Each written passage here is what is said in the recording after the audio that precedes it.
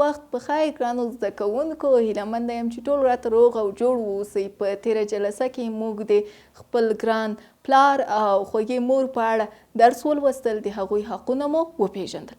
که چا دا درس نه یې زده کړی او یا هم دا درس ورڅخه تېر سوی یي، کولی سي مخکینی ویډیو حتما وګوري او که څوک کومه پوښتنه لري نو هرومرو دې کومنټ کې ولیکي تر څو پوښتنې مو ځواب سي او کومه پوښتنه مو په ذهن کې پاتې نسي. نن راځو د افغانستان د ملي بیرغ په اړه باندې درس لولو. د افغانستان ملي بیرغ 3 رنګه لري: تور، سور او شین. او دغه بیرغ د موږ افغانیت ده یا هم د موږ د افغانیت یا هویت نښه ده. نن غواړو په دې اړه باندې درس ولولو. یو شعر ده او دا شعر بیا هم محمد عثمان نژند لیکلی ده، لکه څنګه چې هغه مخکینی د ښوونځي ترانه یې لیکلې وه. په دې شعر کې موږ څه شی غواړو زده کړو؟ هدف او موخه مو څه ده؟ نوې کلمې زده کوو، نوې جملې زده کوو، د شعر لوستل زده کوو او د ملي بیرغ په اړه باندې ځینې خبرې زده کوو او د دې بیرغ په اړه په ارزښت یې پوهیږو او خبرې اترې پرې کوو. مخکې له دې چې لاړ سئ درس ته نو راسئ دغه تصویر وګورئ. تصویر کې تاسو څه شی ګورئ؟ آفرین، بیرغ ګورئ. دا بیرغ د کوم هیواد دی؟ د افغانستان. اوس د 2 پوښتنو ته ځواب راکړئ. څوک ویلی شي چې زموږ بیرغ څو رنګه لري؟ آفرین، 3 رنګه لري. تاسو د بیرغ په هکله کومه ترانه اورېدلې ده؟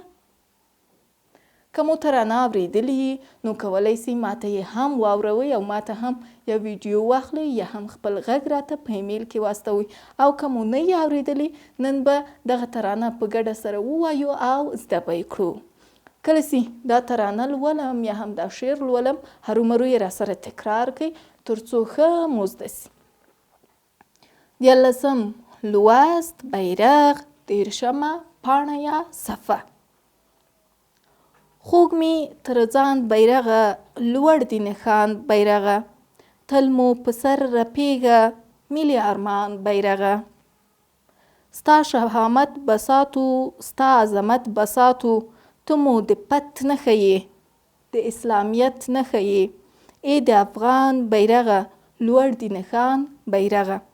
ارواښاد محمد عثمان نژند. دا شعر چا لیکلی؟ ارواښاد محمد عثمان نژند لیکلی. او دلته یې څه ویل دي؟ تر ځان نه راته خوږ یې بیرغه، لوړ دی نښان بیرغه، یعنې نښان دی څه شی؟ تر هر څه پورته او تل مو په سر رپیږه. صحیح ده؟ یعنې موږ نه غواړو تا له لاسه ورکو، تل راسره ووسه بیرغه او زموږ لوی ارمان یې، ملي ارمان یې بیرغه. او ستا شهامت بساتو، شهامت څه ته وایي؟ غیرت ته وایي، میړانې ته وایي. او ستا عظمت بساتو، عظمت بیا څه ته وایي؟ لویوالي ته وایي. او ته مو د پت نښه یې. پت څه ته وایي؟ عزت ته وایي. یعنې ته د څه شي نښه یې؟ د پت نښه یې، د عزت نښه یې او ته د اسلامیت نښه یې. صحیح ده؟ اسلام نښه یې. او ای د افغان بیرغه، افغانان څوک دي؟ موږ یو. نو ای د افغان بیرغه لوړ دی نښان بیرغه، تل لوړ ووسې. راځو اوس دلته څو دانې کلمې لیکو، هغه کلمې په تورو بدلوو او زده کوو چې دغه کلمې څه ډول له کومو تورو څخه جوړې سوي دي. لیکم یې، تاسې مخکې تر مخکې په خپلو کتابچو کې ولیکئ او ووایاست چې دغه ده. زه سم کار کوم که تاسې؟ نښان، بیرغ، تلفظ ته یم دقت وکئ، شهامت، شهامت، آفرین، او اسلامیت، اسلامیت. صحیح سو؟ دغه 4 کلمې راخلو په تورو باندې ویشو. نه، ښه، نه، نښان، ب، ی، ر، غ، بیرغ، بیرغ، ش، ه، م، ت، شهامت، س، ل،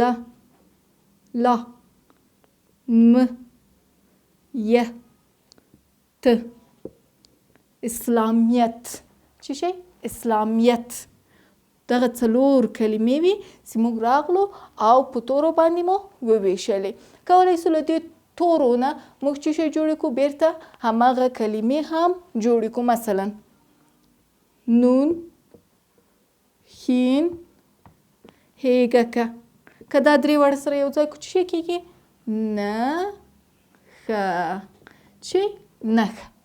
نو دا مو زده کړي دي، دا اسانه دي. موږ په تیرو ویډیوګانو کې هم دا کارونه کړي دي. راځو خپلې کورنۍ دندې ته. بیرغ. بیرغ لوست شعر به ښه په لوړ غږ مور او پلار ته ووایاست او وروسته له دې چې ښه مو زده کړه بیا به دغه بیرغ ترانه به له یاد وکړئ او که مو وکولی سو له یاد وکړئ، حفظ یې کړئ او خپلو ملګرو ته یې ور واوروئ چې نن ما دا نوي ترانه زده کړې ده تر څو هغوی مو وهڅوي. او دغه ترانه به بیا په خپلو کتابچو کې هرومرو ولیکئ، ښایسته خط باندې یې ولیکئ او وروسته له هغه په 41مه پاڼه کې دلته 4 کلمې دي. دغه 4 کلمې په توري دي. دغه 4 توري به په کلمو واړوئ او دلته پورته 4 کلمې دي هغه به په تورو واړوئ. نښان، بیرغ، شهامت، اسلامیت او دلته نور توري راوړي دي چې له هغوی نه به کلمې جوړې کړئ. کله چې دا کارونه مو وکړو نو بیا دغه کارونه مو دغه کورنۍ دنده مو په لاندیني ایمیل ادرس راته راواستوئ تر څو زه یې هم وګورم. که کیدای سي له دې لوست سره چې دا لوست لیکئ بیا بیرغ هم رسامي کوئ، څومره ښایسته به ستاسې کتابچه به ښکلې سي او ښایسته به سي. او که غواړئ نوې ویډیوګانې ترلاسه کړئ په ډېرې اسانۍ سره نو چینل سبسکرایب او لایک کړئ. تر بیا ښه وخت او ښې چارې.